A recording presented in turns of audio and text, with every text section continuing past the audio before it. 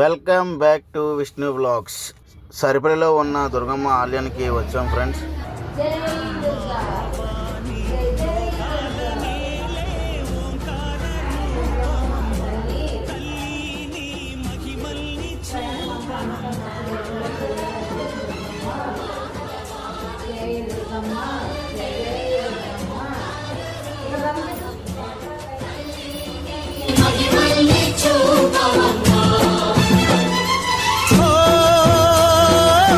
సృష్టికే దీపమా, శక్తికే మూలమా, సింహరథమే నీదమ్మా. అమ్మ దుర్గమ్మ భక్తులను